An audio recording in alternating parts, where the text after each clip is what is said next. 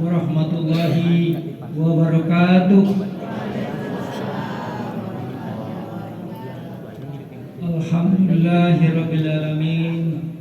Wassalatu wassalamu ala asrofil anbiya'i wal mursalin wa ala alihi wa sahbihi ajma'in.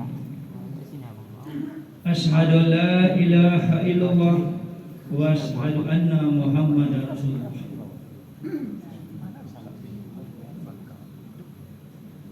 Yang sama-sama kita hormati Bapak Ketua RW 02 Bapak Dr.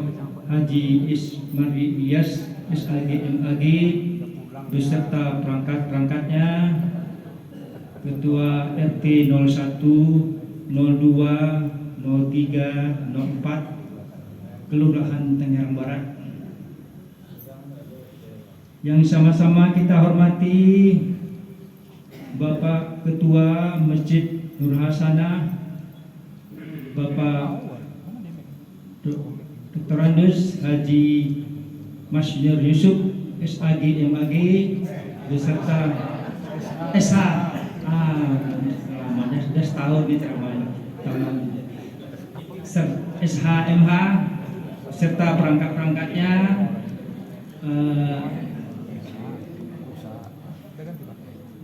yang juga saya hormati alim ulama, tokoh masyarakat, dan teristimewa di panitia Ramadan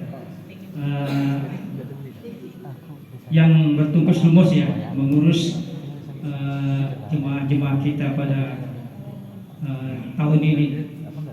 Kemudian bapak-bapak, ibu-ibu, hadirin yang saya banggakan, dan tak lupa remaja-remaja, anak-anak sekalian, ada ya anak-anak ini ya, remaja yang ada yang saya sayangi. Pertama sekali tentunya kita mengucapkan syukur kehadirat Allah Subhanahu wa taala. Allah yang menciptakan langit dan bumi, mengatur perjalanan bulan dan matahari,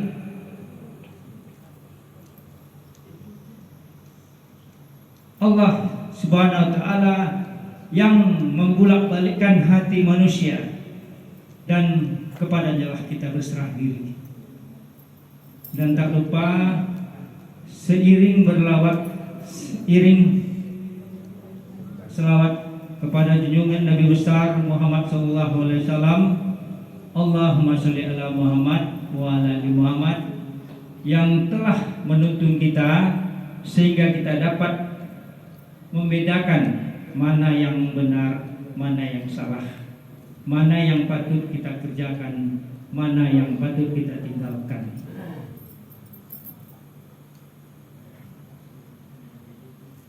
Amin ya rabbal alamin. Pada kesempatan ini saya menyampaikan kepada Bapak Ibu semua, adapun judul yang akan saya sampaikan, jadilah manusia yang terbaik. Bapak Ibu saya muliakan, bagaimana caranya untuk menjadi manusia yang terbaik? Manusia ini merupakan makhluk sosial yang tentunya memiliki kepentingan yang satu sama yang lain. Tak satu pun bisa membantah bahwa kita sebagai manusia ini tidak bisa hidup sendirian. Makanya kepada anak-anak remaja yang belum menikah, segera menikah. Kenapa? Karena tidak bisa, tidak mungkin bisa hidup sendirian. Kita saling kebergantungan satu sama lain. Nah, bagaimana manusia itu yang terbaik di sisi Allah Subhanahu wa taala? Manusia yang terbaik itu tidak lain tidak bukan siapa yang paling banyak memberikan manfaat kepada orang lain. Jadi bukan yang banyak uangnya, Bapak Ibu ya. Bukan yang rumahnya mewah, bukan yang banyak duitnya, bukan yang tinggi pendidikannya, tapi bagaimana dia banyak memberikan manfaat kepada orang lain. Kalau kita melihat orang itu lebih banyak manfaat yang diperolehnya sementara pengorbanannya hanya sedikit, tentu hati nurani kita akan berbicara, ini orang tidak adil. Kenapa kita anggap dia curang? Oleh sebab itu, manusia terbaik itu banyak dia memberikan manfaat kepada orang lain, menebarkan kebaikan, membuat amal saleh. Makanya di dalam surat Al-Baqarah ayat 227 Allah menjelaskan, Innal ladzina amanu wa amilus sholihat wa aqamus sholata wa ataz zakat lahum ajruhum inda rabbihim wala khaufun alaihim wala hum yahzanun. Sesungguhnya orang yang beriman itu adalah orang yang melakukan amal soleh, mendirikan sholat, menunaikan zakat, dan mereka akan mendapat pahala dari Tuhannya, serta pada dirinya tidak akan menimbulkan kekhawatiran, sebab akan muncul kedamaian di dalam hatinya. Makanya kita dianjurkan untuk saling memberikan manfaat kepada orang lain. Orang yang memberikan jasa kepada orang lain, dia akan mendapat imbalan. Kemudian orang yang menerima jasa kepada orang lain adalah orang yang memperoleh manfaat. Bapak Ibu bisa muliakan, hubungan antara seseorang dengan orang lain, saling kepentingan, saling mendapat manfaat, dapat kita sebut simbiosis dan mutualisme. Bapak Ibu bisa hormati. Oleh sebab itu, kenapa kita dianjurkan untuk berkumpul, berkelompok? Nah, pemerintah juga membenarkan. Kebetulan saya kemarin terakhir diberikan kepercayaan memimpin sebagai kepala bidang kesatuan bangsa. Ini mengurus forum komunikasi antar umat beragama. Nah, di sana berkumpul bermacam agama. Ada 5 agama, 1 kepercayaan. Mungkin sama-sama kita tahu, pemerintah Indonesia mengakui pertama agama Islam, Katolik, Kristen, Buddha, Hindu, dan terakhir Konghucu. Nah, apa tujuan? Kenapa kita dibenarkan, bahkan dianjurkan untuk berkelompok, membuat suatu kesatuan? Mungkin seperti ikatan keluarga Batu Sangkar misalnya, atau himpunan Melayu Pesisir, ada lagi ikatan Batak Bersatu, ada lagi ikatan masyarakat Sulawesi Selatan. Nah, ini tidak bukan adalah oleh kepentingan sama-sama memperoleh manfaat. Dengan adanya kelompok-kelompok ini, dengan adanya perkumpulan ini, kita bisa melakukan interaksi sosial. Saya melihat mungkin di kita ini Masjid Bersana ini, ya saya bangga juga ya, kita punya WhatsApp ya, punya grup jemaah Masjid Bersana. Ini bagus nih Bapak Ibu. Kenapa? Kita cepat mendapat informasi. Ada juga anggota grup ini mungkin pergi dia mungkin keluar Pekanbaru, di postingnya kan, dikirimnya ke WhatsApp. Ketika dia ada urusan keluarga misalnya, ada juga perjalanan dinas, ada juga misalnya pergi berlibur keluar daerah, dia kasih informasi. Ini informasi sebenarnya ini diposting, fotonya terkirim, jadi kita tahu. Nah, berarti beliau ini berada di rumah ini, berada di luar kota. Ini pesan singkat yang disampaikan. Kemudian ya kemarin secara kebetulan ada musibah ya, musibah kita tahu ini baru-baru ini kita tahu di Jalan Tiram ya, ada musibah kecelakaan. Ini bagus, ini informasi segala, makanya teknologi ini patut kita manfaatkan. Saya begitu buka WA nampak ada kecelakaan, alamat Jalan Tiram. Ya, karena ini saya anggap ini suatu prinsip ya, mungkin saya segera ke Bapak Ibu, saya yakin juga seperti itu. Cepat, ini bagus. Tapi ingat Bapak-Bapak, WA ini hati-hati penggunaan. Kalau dulu kita kenal mulutmu harimaumu, tapi sekarang jarimu bisa mengantarkan kamu ke penjara. Perlu kita ingat, kita harus bijak menggunakan. Karena dari WA ini tak jarang orang terjadi perkelahian. Kita tengok seperti di Bekasi, di mana daerah lain, mereka tawuran, mereka janjian di WA ini. Juga ini bisa terjadi perselingkuhan juga. WA ini juga. Hati-hati penggunaan, kita harus bijak. Terkadang lidah kita harus pelihara. Lidah ini lebih tajam daripada pedang. Kalau luka dari tubuh kita ini bisa kita obati, tapi kalau hati yang terluka ini sulit lama hilangnya Bapak Ibu.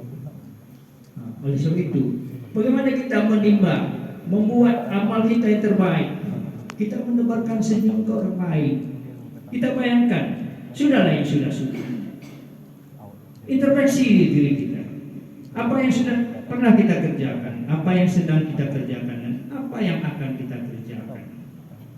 Itu masa lalu kita. Masa lalu itu tidak bisa kita ingat, tidak ada gunanya kita. Masa lalu itu tidak bisa dikejar, sekalipun dengan kuda putih. Walaupun kita tahu bahwa kuda putih itu laju cepat, tapi tak bisa mengejarkan masa lalu. Makanya dikatakan, apa yang paling jauh itu adalah masa lalu, apa yang paling dekat itu adalah kematian. Bapak Ibu siapa mati? Kalau kita mencari hidup ketenangan di dalam hati, tidak lain tidak bukan bagaimana kita memberikan manfaat kepada orang lain. Manfaat yang akan kita berikan itu sudah pasti barang tentu mendapat imbalan dari Maha Kuasa. Ada beberapa alasan Rasulullah Muhammad SAW mengatakan bagaimana cara kita untuk memberikan manfaat kepada orang lain. Yang pertama sekali tentunya kita meningkatkan derajat keimanan kita, sehingga amal-amal yang kita berikan itu tanpa pamrih, ikhlas, hanya semata-mata mengharapkan ridho dari Allah Subhanahu wa Ta'ala. Kemudian bagaimana cara kita meningkatkan, memperoleh manfaat kebaikan dari kita? Harus memahami, kemudian menanamkan kepada diri kita bahwa harta yang kita miliki itu sebenarnya harta yang kita berikan kepada orang lain, bukan yang ada kepada kita. Jadi yang pernah kita katakan, yang dimakan itu akan busuk dia, yang kita pakai itu akan lapuk dia, tapi yang kita berikan itulah yang punya kita. Oleh sebab itu, Bapak Ibu saya muliakan, kita sudah pasti kita bangga karena kita lahir sebagai Muslim, dibesarkan sebagai Muslim, hidup di lingkungan Muslim. Tapi kadang-kadang timbul pertanyaan, kenapa orang yang bukan Muslim ternyata mereka lebih jaya hidupnya dari kita? Timbul pertanyaan. Tapi ingat, kita harus menyadari bahwa arti dari Ar-Rahman Ar-Rahim, Allah itu Maha Pengasih dan Maha Penyayang. Kenapa? Orang yang dikasihi itu belum tentu disayangi. Tapi ketika kita sudah disayangi, sudah tentu kita dikasihi oleh Allah SWT. Jadi mereka-mereka yang dikasihi, mereka yang tidak beragama Islam, mereka yang punya rumah bagus, punya kedudukan bagus, mereka dikasihi tapi belum tentu disayangi. Sementara kita hanya punya satu rumah, punya kendaraan satu, tapi kita tenang. Apa yang kita cari dalam hidup ini adalah suatu kedamaian. Kemudian kita harus menyadari, memang kita prihatin, kita harus terorganisir. Kenapa kita dianjurkan berkelompok? Kenapa? Untuk menyatukan visi dan misi, punya kepentingan, mengakomodir keinginan kita masing-masing. Ada yang mengatakan kebenaran yang tidak diorganisir dengan baik ini dapat dikalahkan oleh kebatilan yang terorganisir. Kalau kita lihat, ya kembali kita berpikir secara nasional, berapa jumlah anggota DPR yang mewakili lebih 80% umat Muslim. Ternyata ketika menggolkan undang-undang yang kepentingan umat Muslim selalu terganjal. Kenapa? Mereka sedikit itu mereka terorganisir, sementara umat Islam itu berpecah belah. Banyak undang-undang yang dikebiri kadang-kadang, kalau kita masing-masing menyadari. Oleh sebab itu, bagaimana kita ke depan ini bisa membuat suatu tambah lagi mamanya. Kalau tadi ada WA, WhatsApp dari jemaah masjid, ada lagi persatuan persatuan ini. Nah, tujuannya untuk dapat melakukan kebaikan-kebaikan. Kebaikan ini tidak hanya manfaatnya kepada kita, tapi juga manfaat kepada orang lain. Terkadang ya kita-kitanya Bapak Ibu semua, kita kelihatan gagah, alim.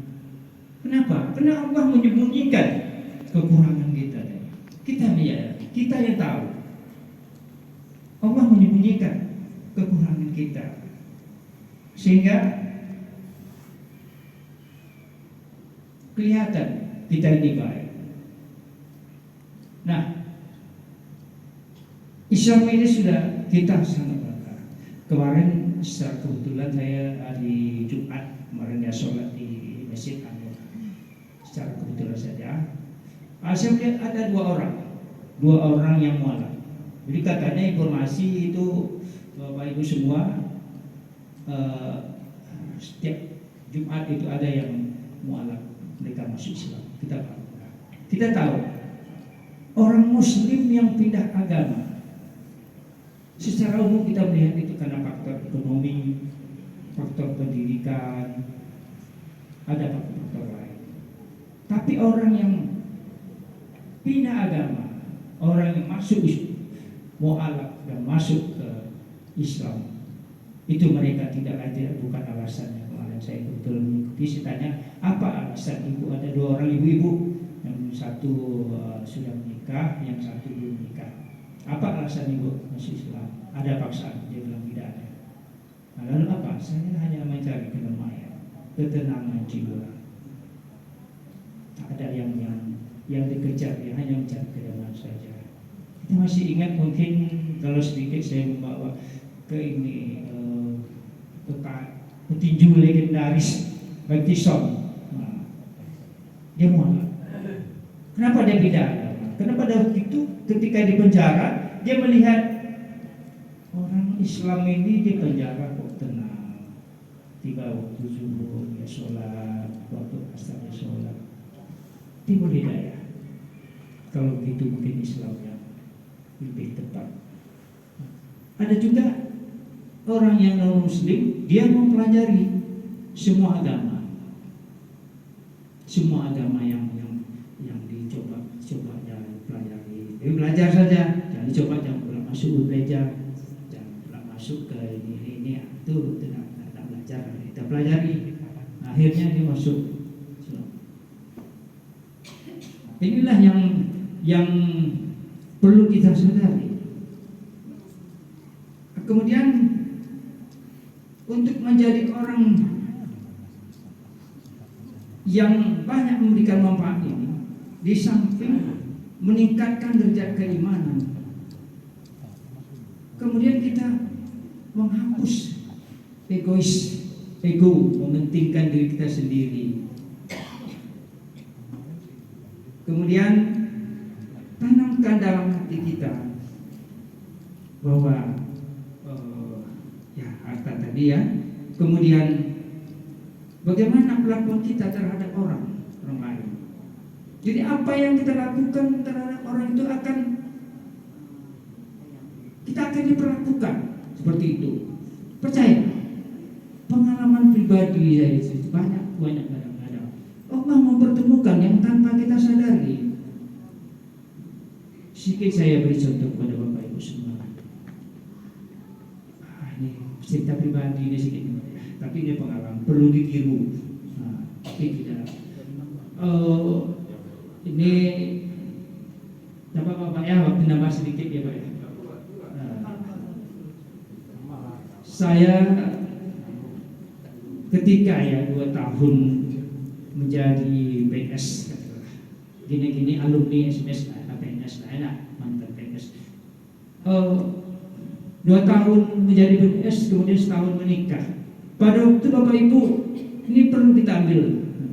Waktu itu saya gaji tersisa 80.000.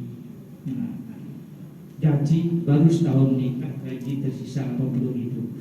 Di satu sisi ini ada hubungan, di satu sisi ada yang berutang sama saya sekitar 200.000. Itu udah setahun lebih. Dan saya merasa udah hutang itu tidak saya ingatkan, tidak saya dalam pikir saya kalau dibayar saya ambil, tidak dibayar pun saya ikhlas. Ini betul-betul terjadi Bapak. Jadi pada hari itu datang seorang ibu-ibu yang jaraknya rumah jauh, mungkin dari masjid ke rumah saya, mungkin banyak yang tahu dia di mana letak rumah saya. Datang seorang ibu-ibu sore sebelum terjadi 3 ketuk rumah. Dek, katanya sama saya, kebetulan istri, ya kakak mau pinjam uang 30.000, mau pulang kampung, saudara meninggal. Uang tinggal 80.000, padahal baru pertengahan bulan. Ini ada kaitannya Pak dengan utang 200.000 dia Pak. Kenapa melompat ceritanya Pak? Tuh, saya kasih tahu sama istri, kasihkan ibu udah pinjam. Ya namanya istri ya, mohon maaf Bapak Ibu ya, dia tahunya uang masuk aja, uang keluar berat, ya kan? Tuh, dengan setengah paksa mereka kasihkan, saya bilang. Nanti semua yang akan bertanggung jawab itu saya bilang. Terus keluarlah uang 30.000, tinggal 50.000. Padahal baru pertengahan bulan.